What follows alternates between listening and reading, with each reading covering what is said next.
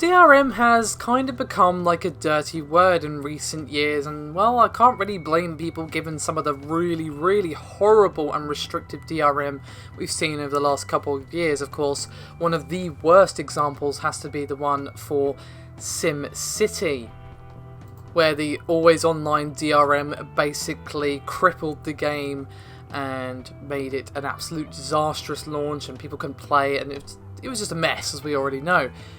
So, I have an interesting piece of news that it's now legal in the US to circumvent a video game's DRM provided the server for the game has closed down.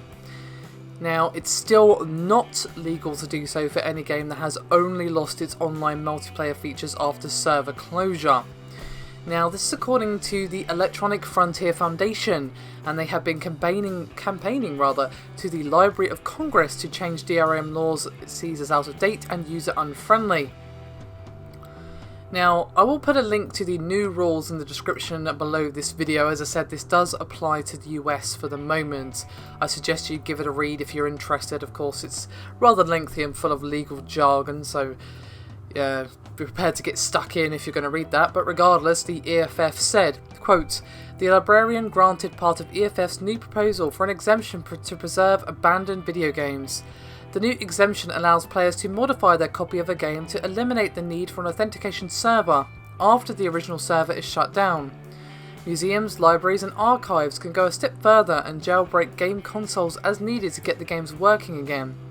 Disappointingly, the librarian limited the exemption to games that can't be played at all after a server shutdown, excluding games where only the online multiplayer features are lost. Still, this exemption will help keep many classic and beloved video games playable by future generations."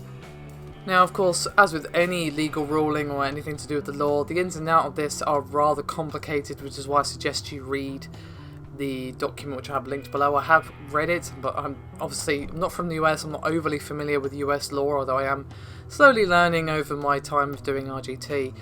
But it seems like, yes, this isn't as good as we hoped, but if a game is literally unplayable because there's some sort of online sign-in system that doesn't work anymore because the server that was running that signing system is now gone, then you can now play that game. But say you have, for example, a single player game with a multiplayer component that you can no longer play because the servers are shut down, you cannot use DRM workarounds in that case. So basically, if it's multiplayer only, or it has some sort of multiplayer DRM or always online DRM, like say for example SimCity, if it had stayed always online and then a few years later the server shut down, you could use it in that case. But if you have a game that has single player and then multiplayer which you've lost, you can't use it in that case, if I'm understanding correctly. So while it's still not brilliant, it's better than it was, and the fact that any change has been made at all is something positive, and maybe we can push for a bit more. But we'll have to see. It's still a small victory, but a victory nonetheless. And hopefully we'll see this applied in other areas as well. But for now, that is me done for this video. Do remember to like and subscribe if you haven't done so already. Thank you very much for watching. I'll see you next time.